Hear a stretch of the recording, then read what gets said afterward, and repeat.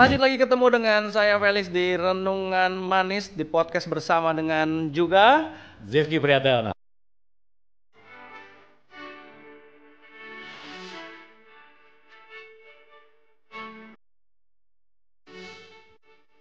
teman-teman. Ini jadi episode yang kedua, bahwa kemarin kita udah bahas tentang panggilan hidup, apakah itu panggilan hidup, apa urusannya tentang pekerja, dan akhirnya kita dapatkan sesuatu hal, yaitu lewat identitas pengenalan diri kita akan Tuhan, dan akhirnya kita mengerti bahwa itu sebuah pengutusan, hidup adalah sebuah pengutusan, ada yang Tuhan sedang proses di hari-harinya, makanya aja penderitaan jadi bagian yang harus kita alami. Dan akhirnya kemarin terakhir ada pembicaraan mengenai dikotomi pemisahan antara pekerjaan sekuler, pekerjaan umum, dan akhirnya kita mau bahas hari ini, kita lanjut lagi. Nah, ngomongin antara umum, sekuler dan rohani dan lain-lain gitu ya Mas, ngomongin pekerjaan, panggilan, dan akhirnya orang ngomongin tentang panggilan, ngomongin tentang profesi. Tadi kan memang ada kaitannya, tapi apakah panggilan itu profesi Mas? Pertanyaan itu. Jadi panggilan itu akan diterjemahkan menjadi profesi. Oke, terjemahan nih Mas berarti ya? Yes, artinya apa? Artinya ada yang dipanggil sebagai pilot. Pilot itu panggilan. Jadi dokter itu panggilan. Jadi pendeta itu panggilan. Pendeta itu profesi. Yes kan? Yeah. Itu profesi gitu. Jadi kalau ngomong STH lulusannya belum tentu pendeta.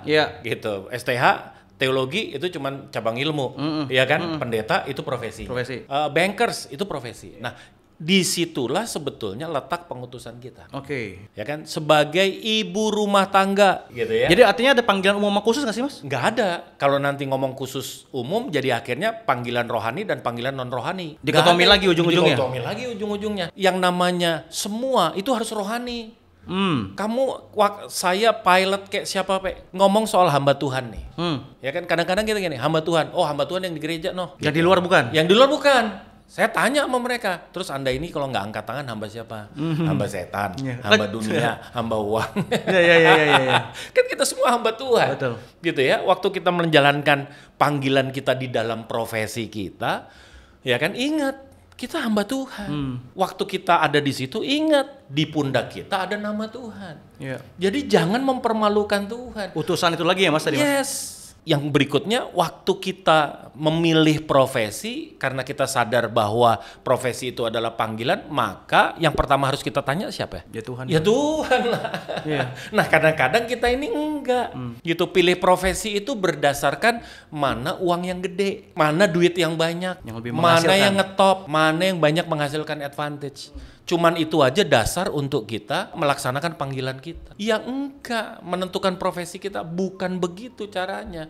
Waktu anak saya lulus SMA, dia tanya, "Dad, what I have to be?" Saya bilang, "I don't know." Cari sendiri ya Mas? Iya, papa kok, papa, you're my dad. Iya, papa ini cuman memfasilitasi, mengarahkan. Tetapi kamu jadi apa, pastikan kamu jadi seperti yang Tuhan mau. Kalau papa yang pilihin profesi, papa pilihin profesi-profesi yang banyak duit. Iya, bener dong. Bener. Ya kan, makanya kan nggak ada ibu-ibu nimang anaknya jadi pendeta. Iya betul. Nggak ada. Nggak ada duitnya Mas.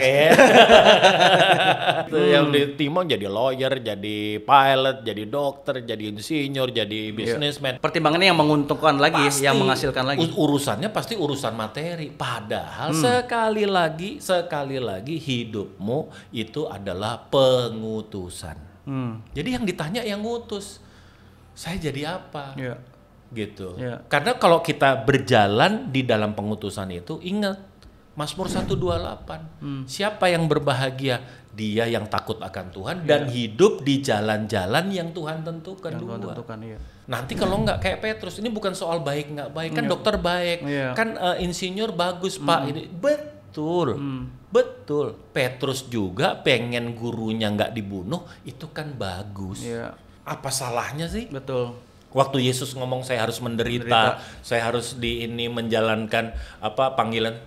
Kan Petrus bilang, oh itu nggak akan sekali-kali terjadi. Bagus-bagus aja. Tapi kan Tuhan Yesus menghardiknya keras banget.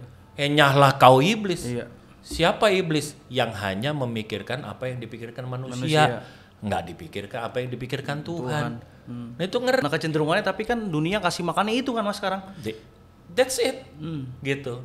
Makanya saya bilang, hati-hati sekarang ini gini. Kalau soal, kan kita ada dua mulut nih. Mulut jasmani sama mulut rohani. Gimana tuh Mas maksudnya? Nah, kalau mulut jasmani Tuhan Yesus sudah bilang, udahlah kalau yang masuk di mulut jasmani, ya kan, tidak mempengaruhi kekudusanmu, paling sampai perut, habis itu buang jamban. Tapi yang hati-hati mulut rohani. Apa mulut rohani? Telinga sama mata. Ini yang sekarang iblis lagi pegang. Apa? Media. Makanya udah dengerin podcast ini aja dah. Iya benar. Yang bermanfaat kan. Bener nggak? Iya kan? Nah disaring gitu. Nah kadang-kadang media itu dipakai sedemikian rupa. Hari ini yang namanya konsumerisme naik. Why? Karena media medsos naik. Betul. Gitu. Ratingnya apa sih? Yang paling banyak ini, coba deh kalau nggak percaya ya, posting rohani yang like dikit, yang lihat dikit, gitu. Coba postingnya flexing, yang ini banyak banget, betul nggak? Itulah dunia. Sekali lagi, jangan serupa dengan dunia ini. Roma 12 ayat 2. Jangan hidup serupa dengan dunia ini. Tetapi berubahlah dengan pembaharuan budimu. Supaya apa? Supaya engkau mengerti mana kehendak Allah yang mulia, yang baik, yang benar. Oke, berarti dari ayat itu Mas, bagaimana untuk mengetahui kehendak Allah yang benar berarti? Satu, sadar hidup adalah pengutusan. Nah, dari kesadaran dulu, iya gitu. Baru kemudian kita masuk kepada bagaimana supaya saya setelah saya tahu, saya sadar, oke, berarti saya harus lakukan 3 hal. Matius 16:24 bilang apa? Kalau kamu mau ikut aku, 3 yang kamu harus lakukan. Ya kan? 2 sebelumnya. Prekursornya apa? Yang pertama, sangkal diri. Sangkal diri dulu. 3 yang disangkal nih, Bro. Oh, ada 3, Mas. Ada 3. Yang pertama, sangkal obsesi. Obsesi pribadi berarti. Pribadi. Saya bukan melakukan apa yang aku mau, tapi aku harus melakukan apa yang Tuhan mau. Supaya apa? Kalau hidupku Kristus, baru ngomong mati adalah keuntungan. Kalau enggak bakal. Jangan buru-buru. Jangan buru-buru mati keuntungan. Nah, itu ada depannya tuh. Ya kan? Hidup Kristus dulu, ya kan? Gitu. Bahkan Rasul Paulus, hidupku ini bukan aku lagi, tetapi Kristus yang hidup. Itu artinya apa? Dia sudah menyangkal obsesinya. Orang yang menyangkal obsesinya sudah dia akan menjadi seperti yang Tuhan mau. Ya kan? Dia taruh. Saya punya hak untuk memilih profesi saya, tetapi hak itu aku letakkan ke tangan Tuhan. Biarlah aku menjadi seperti yang Tuhan mau. Ya, itu satu. Yang kedua, sangkal apa? Sangkal harga diri, sangkal status. Siapa kita? You are nothing without God. Kadang-kadang kalau kita udah nggak mau nyangkal diri, harga diri kita tahan gitu. Apa sih? Kita mati sama gengsi, Pak. Kita mati sama pujian. Akhirnya yang kita cari apa? Segala sesuatu yang menghadirkan pujian. Akhirnya itu jadi berhala ya, Mas? Oh iya dong, pasti. Makanya yang mengandalkan Tuhan, Yeremia 17 ayat 5 bilang terkutuk. Kenapa? Memunculkan Tuhan baru. Mengandalkan manusia, Mas? Yes, mengandalkan manusia. Gitu, mengandalkan manusia dan mengandalkan kekuatannya sendiri. Membuat hatinya menjauh daripada Tuhan. Gitu. Iya kan? Terkutuk kita. Itu menunjukkan jadi Tuhan yang baru. Gitu. Iya kan? Gitu. Kalau kita tidak mau menyangkal siapa kita, ya kan? Akhirnya harga diri kita yang kita pompa. Keinginan kita jadi panglima. Kebutuhan perut jadi panglima. Gengsi itu jadi sesuatu yang harus kita cari. Akhirnya apa? Kita nggak bisa dan nggak mungkin melakukan kehendak Tuhan. Kenapa? Karena waktu ngomong body of Christ, nggak mau. Saya maunya jadi mata, gue maunya jadi kepala. Loh, pengutusan kamu, perlengkapan kamu tuh jadi kaki. Nggak mau, nggak keren. Ya kan? Akhirnya kita sering membandingkan diri kita sama orang lain, pelayanan kita sama orang lain. Nggak jadi dirinya yang Tuhan tetapkan. Kenapa? Karena yang dia butuhkan, yang dia haus adalah pengakuan. Itu kalau statusnya nggak disangkal. Yang ketiga apa? Kepemilikan. Gitu. Matius 25 ayat 14. Bahwa Tuhan itu nitipin hartanya, nggak jadi milik si hamba. Betul. Gitu. Talenta itu adalah hartanya. Hartanya siapa? Ya hartanya Tuhannya. Dititip untuk dijalanin. Jadi kita tuh sebetulnya mandatnya apa sih? Pengelola. Bukan pemilik. Bener sih Mas, kalau ngerasa memiliki jadi ngerasa terserah gue mau ngapain. Ya iya dong. Jadi akhirnya suka-suka dong. Ya kan, punya uang ya suka-suka gua. Gitu. Ada pekerjaan Tuhan, ada moge, mana yang mau dibeli, mana yang mau di-serve. Gitu. Loh, duit gua. Iya. Udah repot kalau gitu. Sangkal kepemilikan. Orang kalau udah menyangkal kepemilikan, baru dia tahu bahwa saya tidak punya apa-apa. Nafas ini punya Tuhan. Iya. Kalau saya pandai, kepandaian itu punyanya Tuhan. Kalau aku bisa melakukan banyak hal, itu semua dari Tuhan. Dan akhirnya waktu kita sukses, kita berhasil, ingat Suksesnya dari Matius 5:16 apa? Melalui apa yang kau lakukan, kebaikan hatimu, nama Tuhan dipermuliakan. Akhirnya ngerti bahwa penyangkalan diri jadi langkah awal. Yes. Karena tahu ini balik lagi tentang Tuhan, bukan tentang kita Yes, lagi ya, Mas. jadi sangkal diri baru habis itu apa? Bersedia untuk berkorban, bertekun di proses. Apa itu? Pikul salib. Bener juga sih Mas, berarti kan itu kan jadi urutan ya Mas. Iya. Nggak akan pernah bisa orang nggak nyangkal diri, masih ngerasa hidup miliknya sendiri. Ngomongin salib apalagi. Wah, dia nyoba-nyoba mikul salib. Nyoba-nyoba sok-sok masuk. Akhirnya apa? Jadi pelayan sih iya statusnya. Tapi jadi batu sandungan juga iya. Yang ngeri nih gini loh ya. Kalau kita ini anak Tuhan sama yang di luar Kristus. Itu sangat jauh berbeda. Gini.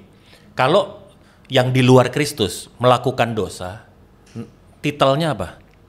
Pendosa. Titelnya pendosa. Kalau anak Tuhan yang melakukan dosa, titelnya apa? Penyesat. Beda. Dan untuk penyesat, Tuhan punya special package.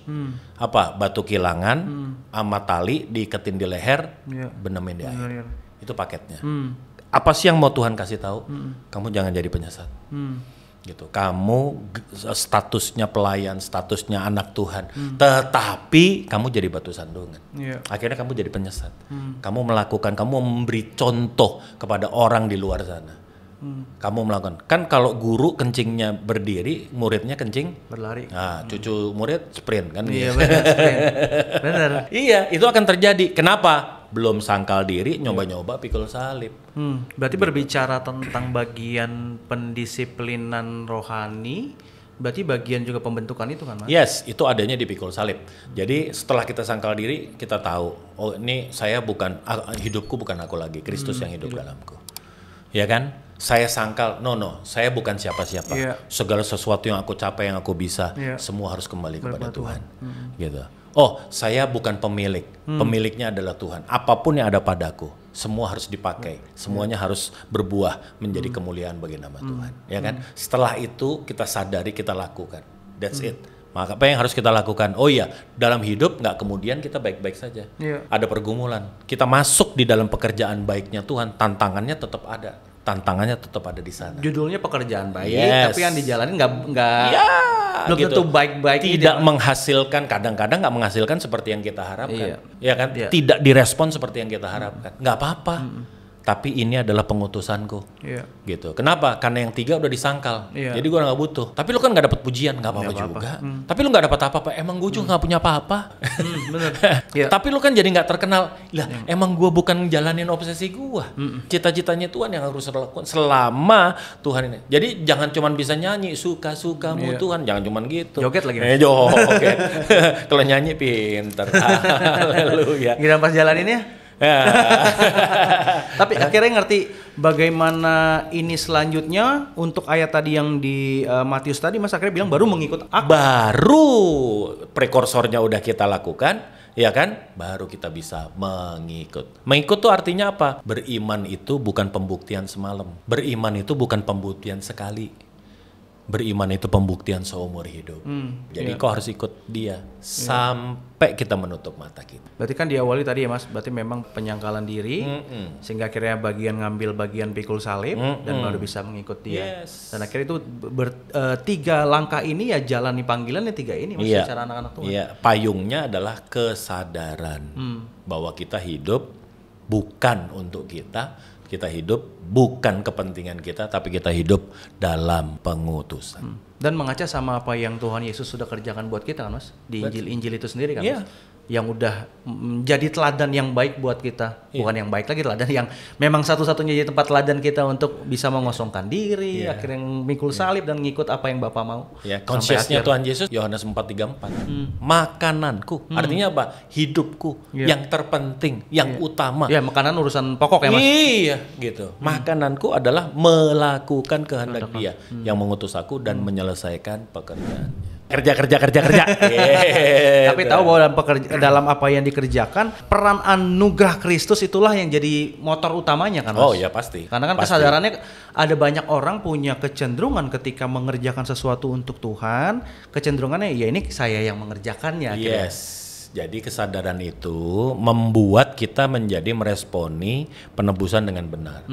Bahwa gini, kesadarannya apa sih? Buat apa Yesus beli gue? Kalau kemudian gue nggak berfungsi buat Dia. Iya. Buat apa gue beli handphone kalau nggak berguna? Iya. Buat apa gue beli mobil kalau nggak berguna? Kalau Anda udah dibeli, kepemilikannya udah pindah, bergunalah bagi pemilik yang baru. Dan itu akhirnya hidup kita dalam perjalanan panggilan ini berguna dalam hidup kita untuk memuliakan Yes. Kristus. Siap. Kita akan lanjut lagi untuk di podcast berikutnya. Terima kasih udah ngikutin sama-sama dengan kami di Renungan Manis Podcast. Sampai jumpa di Renungan Manis berikutnya. Tuhan memberkati.